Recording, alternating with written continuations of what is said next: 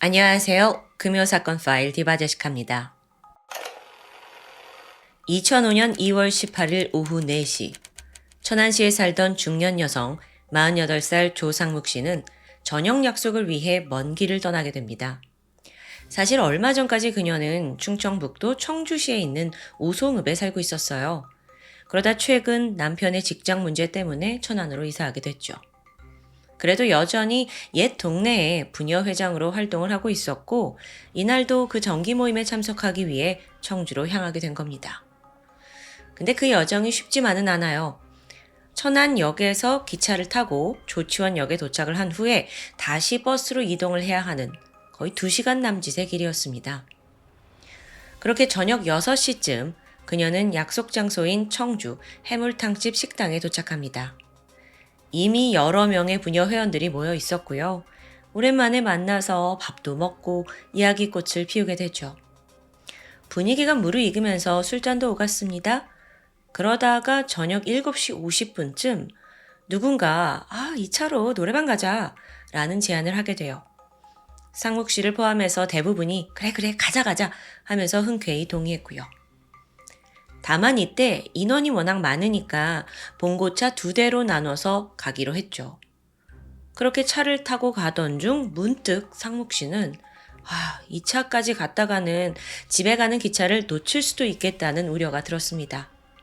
안 되겠다 나는 싶어서 일행에게 먼저 천안으로 나는 돌아가겠다라고 양해를 구하게 되죠.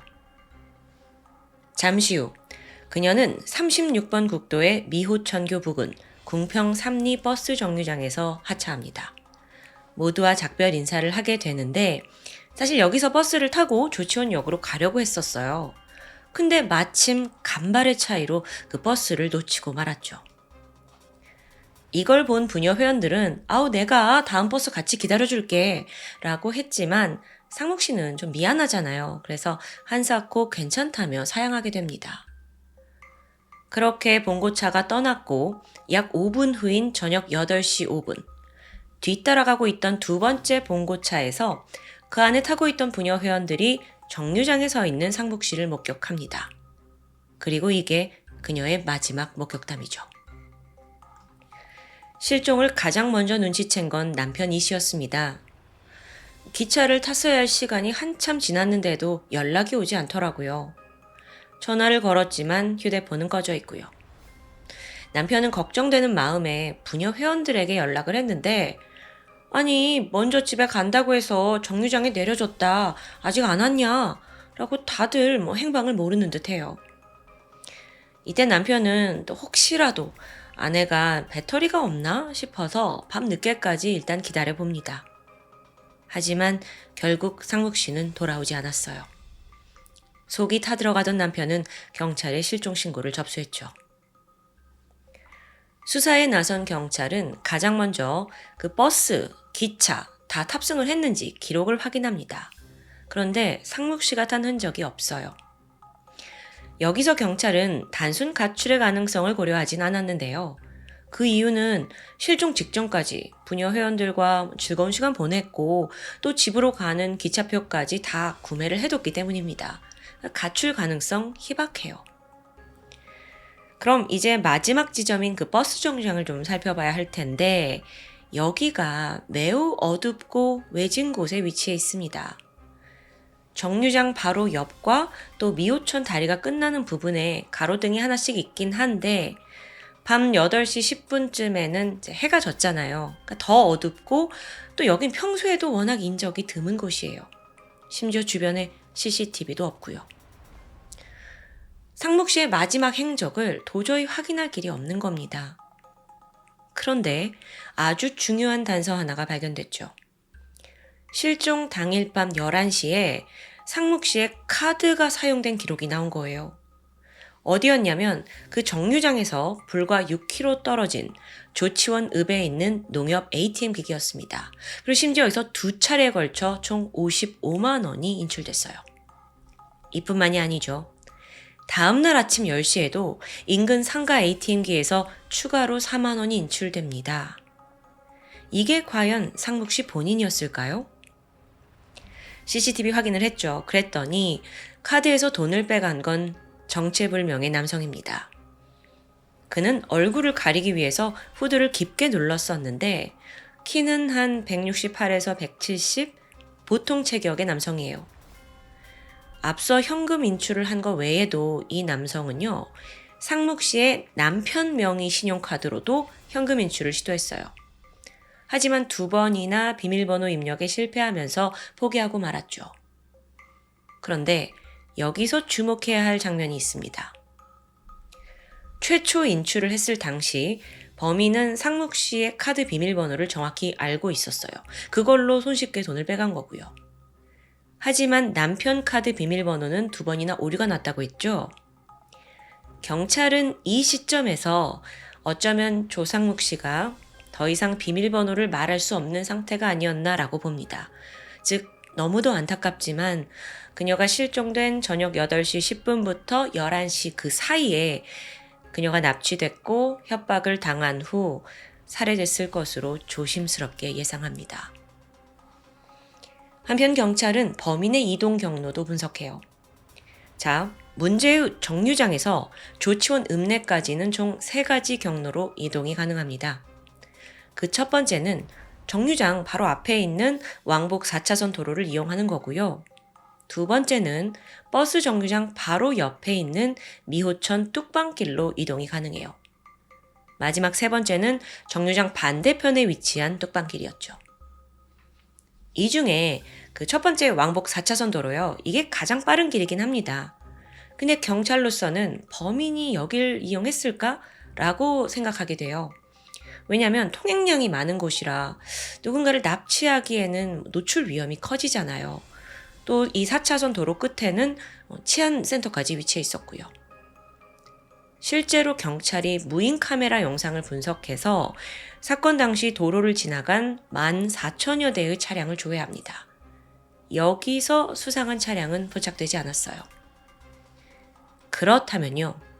범인은 이동 경로까지 철저히 계산해서 최대한 눈에 띄지 않는 길을 선택한 건 아닐까요? 그런데 2번째, 3번째 경로 있다고 했잖아요. 그 양쪽 뚝방길이요. 사실상 어떻게 가라는 표지판이나 또 가로등도 없기 때문에 외지인이 이 길을 단번에 찾기란 쉽지 않습니다. 자, 이를 토대로 경찰은 범인이 조치원 읍의 지리에 상당히 밝은 사람이 아닐까라고 추정을 하게 돼요. 그런데 또 생각을 해보면 이 조치원 읍은 비교적 번화가입니다. 근데 남성의 모습이 포착된 건 인출기에 내장된 CCTV 뿐이었죠. 심지어요, 건물 외부에도 도로를 비추고 있는 CCTV가 있었거든요. 근데 거기엔 잡히지 않았던 거예요. 그래서 이걸 또 해석을 해보면 범인이 애초부터 CCTV가 어디 있는지 그 지점을 정확히 알고 있었고 일부러 카메라가 비추지 않는 방향에 차를 세웠고 인출기에 가서 돈을 빼간 건 아닌가라고 추정이 가능합니다. 여기서 다시 한번 이 범인이 이 지역을 잘 아는 사람이 아주 치밀하게 행동했다고 볼 수 있겠죠. 그럼 혹시 일말의 희망으로 그 인출기에 지문이 찍혀 있지 않을까라는 생각이 들어요. 근데 하필 범인이요? 손가락 다가 아니라 끝부분만 사용했어요. 그래서 지문이 전혀 없습니다. 자, 이런 모습을 종합해 봤을 때요. 범인은요, 상당히 치밀하죠? 즉, 초범이 아닐 가능성이 높아 보여요. 보통 몇 번씩 이런 범죄를 해본 놈들이 하는 그런 계산적인 행동을 보이니까요. 그래서 경찰도 일대 전과자들을 수소문하면서 수사를 확대했습니다. 분명 이 중에 범인이 있을 줄 알았는데 허탕이었죠. 이후 사건은 공개 수사로 전환돼요. 수배 전단지 4만 장이 배포가 되었고요. 당시 KBS 공개수사 실종을 통해서 조상묵 씨를 찾는 방송이 전파를 탔고 제보를 간절히 기다리게 되는데 이 또한 실패로 돌아갑니다. 한편 조상묵 씨에 대해서 조금 더 알아보면 마을에서 효부라고 소문이 자자했던 사람이에요. 왜냐하면 거동이 불편하신 시어머니를 15년 넘게 정성껏 돌봤기 때문입니다. 근데 그런 며느리가 하루아침에 사라졌잖아요. 시어머니도 이제 시름시름 며칠 동안 밥도 못 드시고 밤마다 며느리를 기다리면서 굉장히 힘들어 하셨다는데 끝내 며느리를 다시 만나지 못한 채 실종 이후 얼마 지나지 않아 숨을 거두고 맙니다. 남편 또한 아내가 없어지고 직장에 휴직계를 냈어요. 전단지를 자동차에 다 붙여놓고 혹시라도 아내를 본 사람이 있을지 모른다는 희망으로 청주, 조치원 수없이 오갔죠.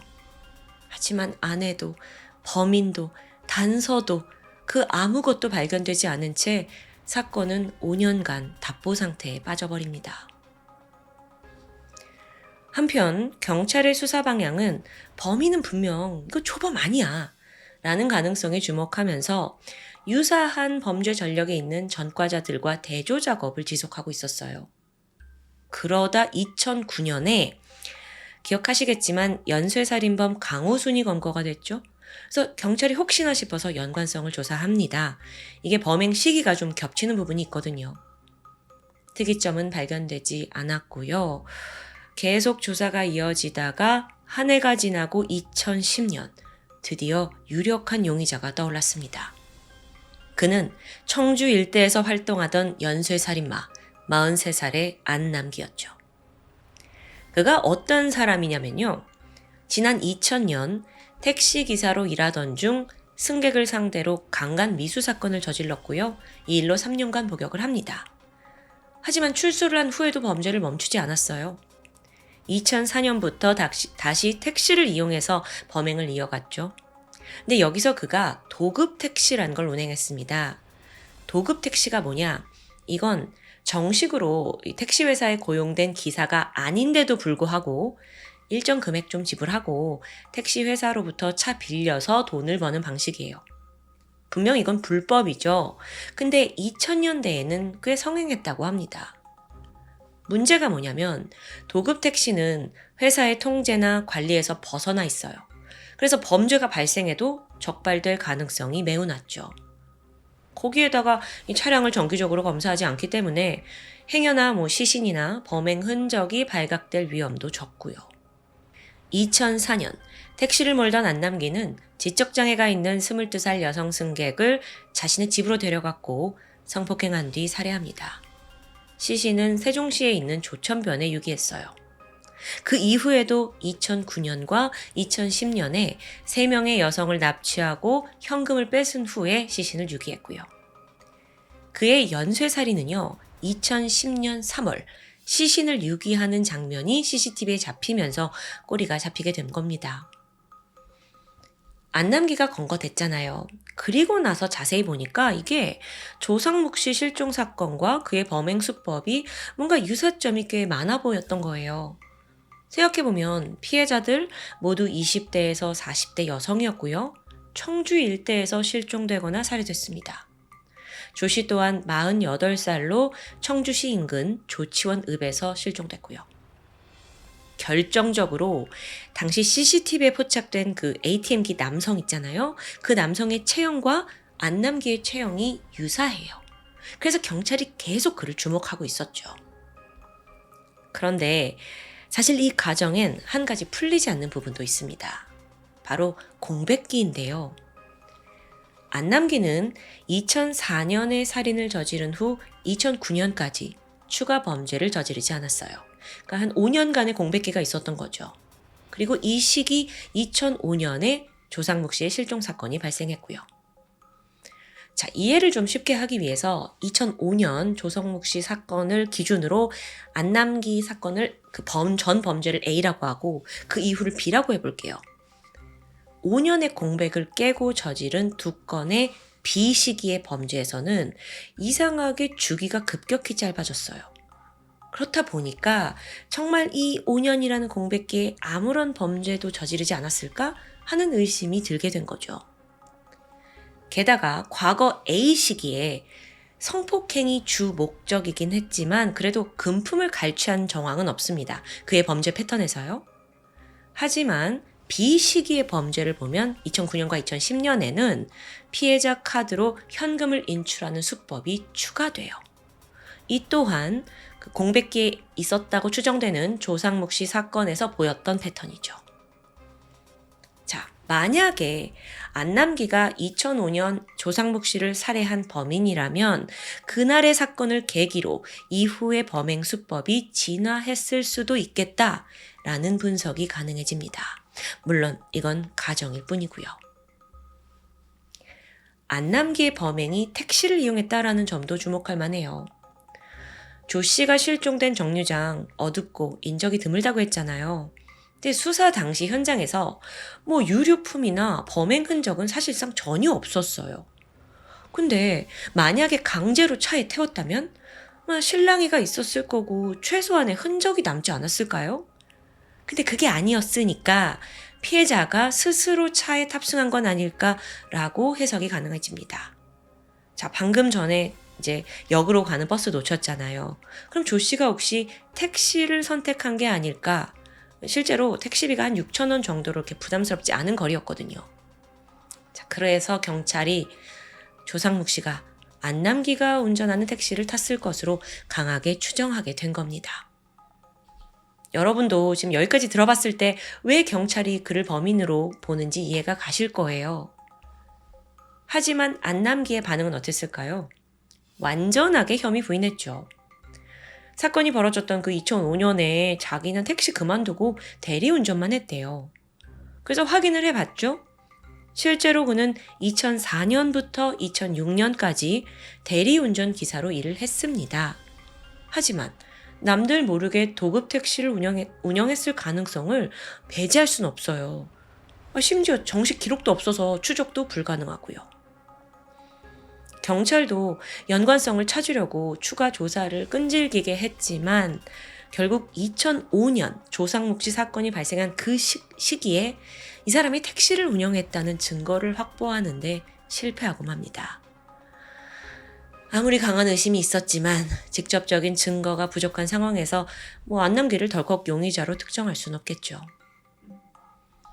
이후 그는 총 3건의 연쇄살인 또 1건의 살인미수로 1심에서 사형을 선고받습니다. 하지만 항소심에서 무기징역으로 감형이 되어 현재는 청주교도소에서 복역 중인 것으로 알려져 있죠.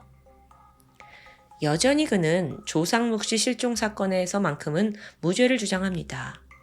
하지만 전문가들 입장은 그가 가석방을 염두에 두고 있기 때문에 자신의 여죄를 인정하지 않는 것이다 라고 보고 있어요. 실제로 무기징역 받았다 하지만 교도소에서 별 문제 일으키지 않고 또 모범수로 승격이 될 경우 20년 뒤에는 가석방 자격을 얻을 수 있기 때문입니다. 그렇게 현재까지도 이 실종 사건은 미제로 남아 있습니다. 시신이 발견되거나 또 추가적인 증거가 발견되지 않는 한 재수사는 어려울 것으로 보여요. 2005년 2월 18일 궁평리 버스 정류장에서 홀연히 사라진 조상묵 씨. 그녀를 납치한 사람은 과연 누구였을까요? 어떻게 단 한 개의 흔적도 없이 이렇게 실종될 수 있을까요? 그래서 여전히 더 많은 의문이 남아 있습니다. 살아계시다면 올해 68세가 되었을 그녀. 미제 사건은 단연코 경찰이 포기한 사건은 아닙니다. 다만 좀 더 결정적인 제보와 증거가 나오길 하염없이 기다리고 있을 뿐이죠. 늦더라도 이 사건이 꼭 해결되었다는 기쁜 소식이 전해지길 바랍니다. 지금까지 금요사건 파일 디바제시카였습니다. 안녕하세요. 금요사건 파일 디바제시카입니다. 2013년 2월 20일 충청북도 청주의 한 병원에 구급차가 들어섭니다. 그리고 특이하게도 경찰차와 국가수까지 뒤를 이었죠. 이게 심상치 않은 분위기였는데 그도 그럴 게 들것에 실려서 병원으로 옮겨지는 게 환자가 아니었기 때문입니다. 그건 김장용 비닐에 꽁꽁 쌓인 물체였어요. 조심스럽게 비닐을 벗겨내 보니까 그 안에서 이불과 신문지로 막 둘러싸인 기괴한 형태가 보였죠. 이후로도 무려 10겹이나 계속해서 벗겨냈는데 비로소 검게 변한 사람의 2발이 드러납니다. 실화파가 상당히 진행된 사람 시신이었습니다. 여러분, 참고로 실화파라는 건 시체가 부패되는 대신에 마치 밀랍처럼 변해버린 걸 의미합니다. 거의 밀화나 다름없는 거죠. 이 시신이 여태 썩지 않고 이렇게 보존될 수 있었던 이유는 꽤 오랜 기간 동안 공기와 접촉되지 않게 꽁꽁 쌓여매 있었기 때문이에요. 근데 이게 다는 아니었죠. 그 김장용 비닐 안에서 다량의 습기 제거제가 발견됩니다. 이거 누군가 작정하고 시신을 이렇게 보관한 거예요. 문제의 백골 시신은 놀랍게도 청주에 있는 한 가정집에서 발견되었습니다. 그래서 경찰이 즉각 이 집에 거주하던 31살의 여성 김 씨, 그리고 39살의 남성 정 씨를 체포했고요. 전말을 파헤치기 시작했죠. 아니, 그런데 이 두 사람의 관계가 좀 기묘합니다. 서류상으로 봤을 때 집에 살고 있던 이 둘은 평범한 부부처럼 보여요. 부부에다가 3명의 자녀까지 같이 살고 있었거든요. 근데 눈에 띄는 점이 서류상 이 부부 중에 남편이 지체장애 2급 판정을 받아서 장애수당 110만 원을 받고 있더라고요. 아니, 근데 정작 경찰서에 잡혀온 그 남성 정 씨에게선 어떠한 장애도 보이지 않았습니다. 이거 혹시 허위 등록한 거 아니야 싶었는데 여기엔 더 복잡한 전말이 숨겨져 있었죠. 먼저 여성 김 씨는 그 서류상 부부의 아내가 맞습니다. 하지만 지체장애를 앓고 있는 남성 정 씨는 호적에 등록된 그 당사자가 아니었어요. 서류상 남편은 36살 박 씨, 또 다른 인물이 등장한 거예요.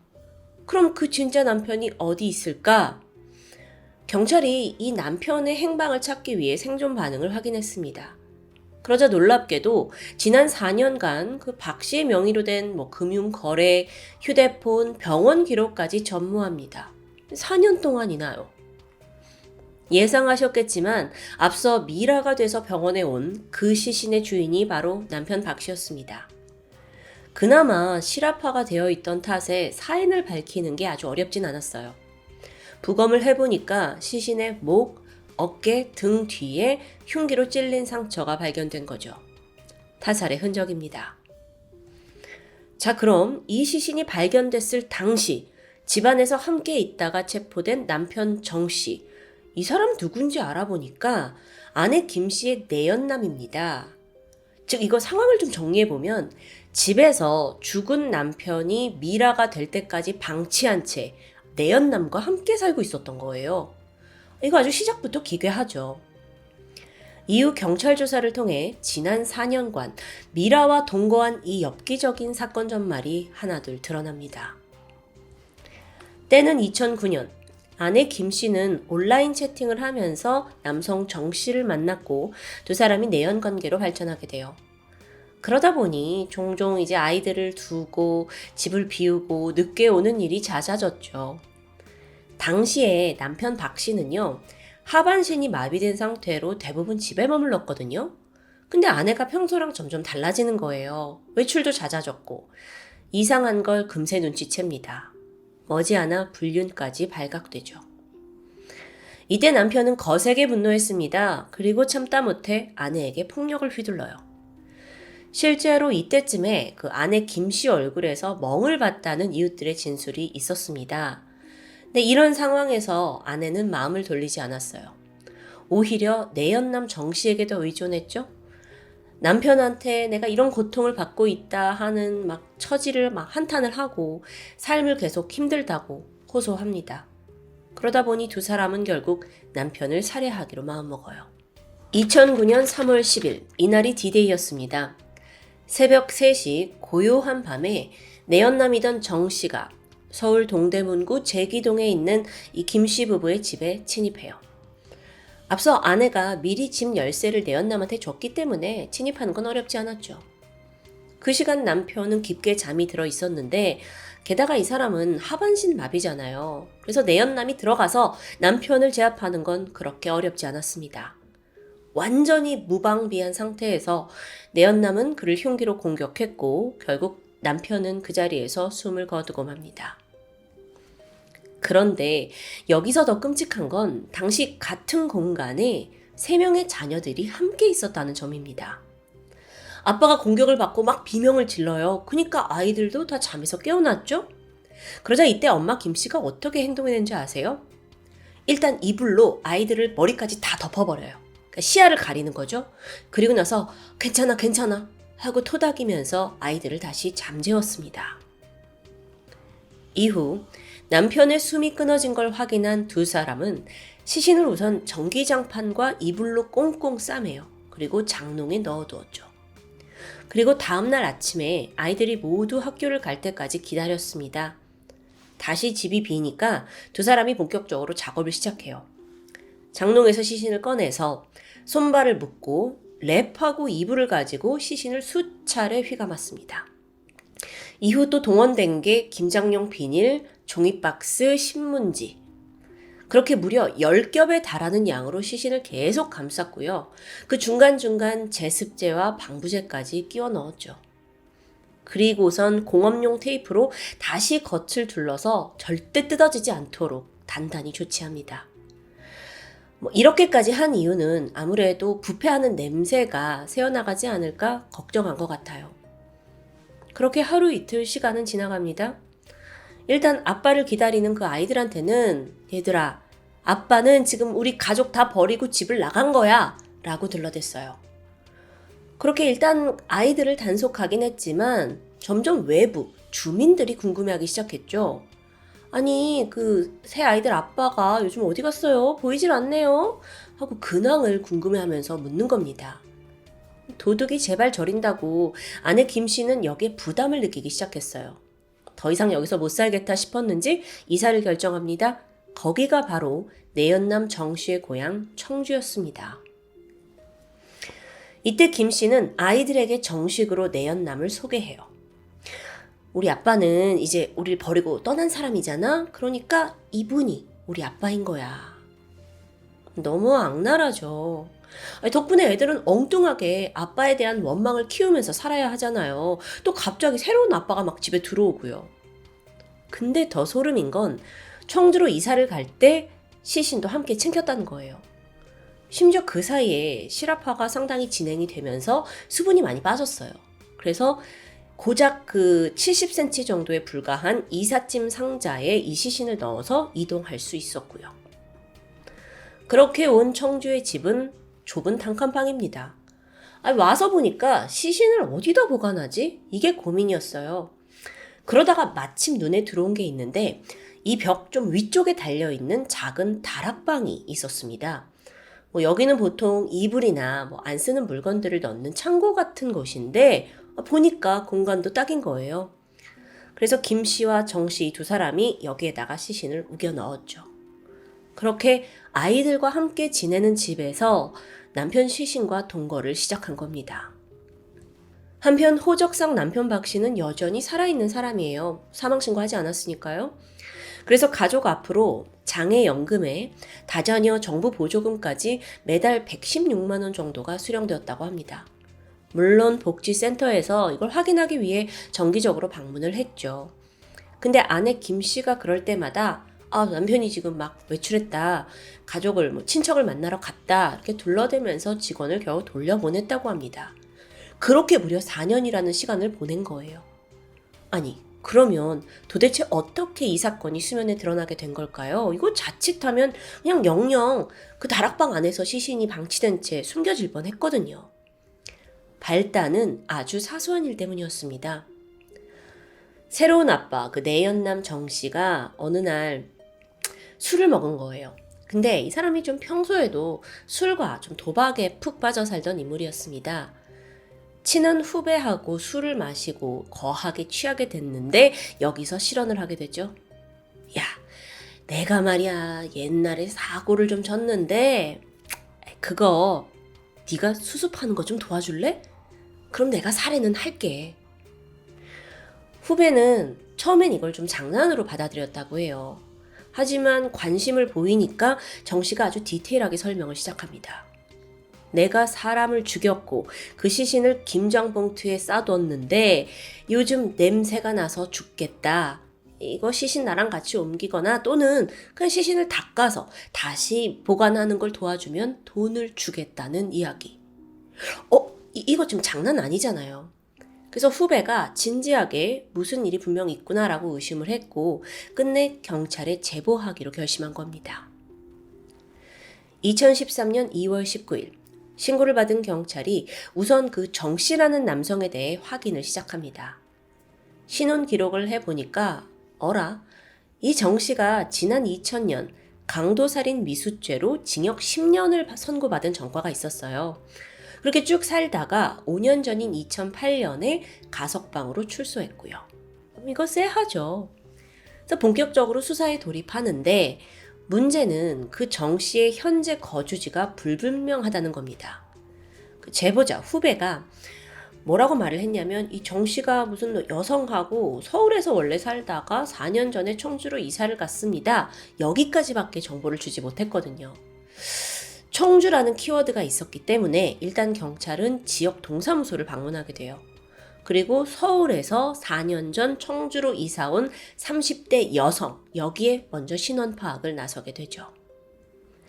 단 하루 만에 이 조건에 부합하는 김 씨, 아내 김 씨가 수면에 떠올랐습니다. 그리고 청주시 소재의 한 다세대 주택에 살고 있다는 게 파악돼요. 경찰은 즉각 김 씨의 집을 방문하는데 예상대로 거기에 찾고 있던 정 씨가 함께 있었습니다. 마침 이때 막 새벽까지 게임하다가 대낮까지 계속 잠을 자고 있더라고요. 방문했던 경찰에 따르면 이들이 살고 있던 집이 굉장히 비좁았어요. 뿐만 아니라 정리를 전혀 안 한 듯 생활용품, 옷, 아이들 그 용품까지 막 여기저기 다 널브러져 있더라고요. 이렇게 좁고 어지러운 공간에서 애셋을 키우고 있다는 게 믿기지 않을 정도였고요. 갑작스럽게 경찰이 왔잖아요.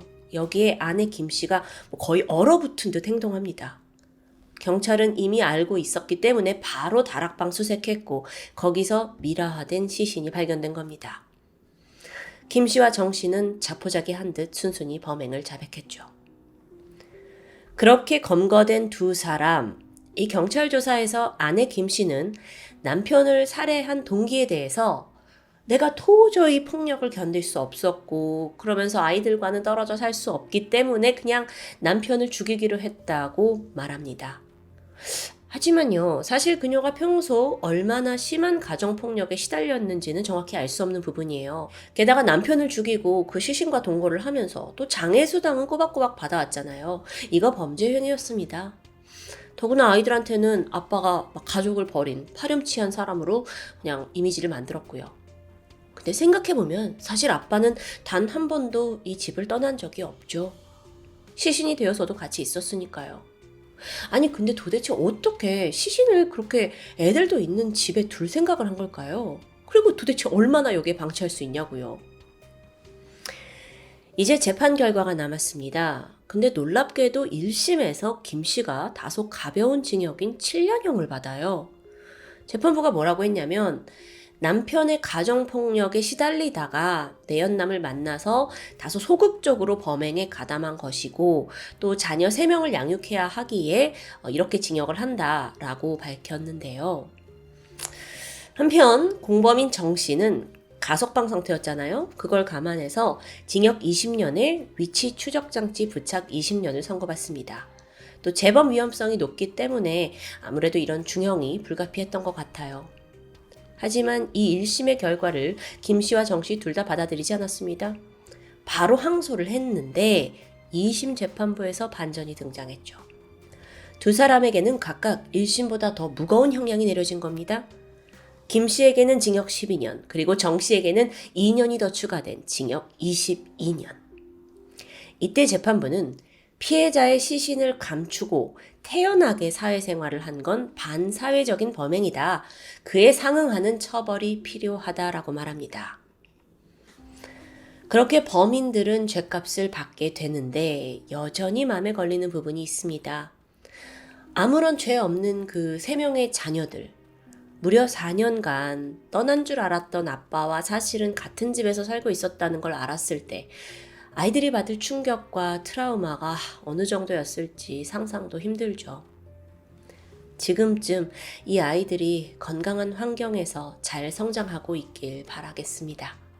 지금까지 금요사건 파일 디바제식합니다.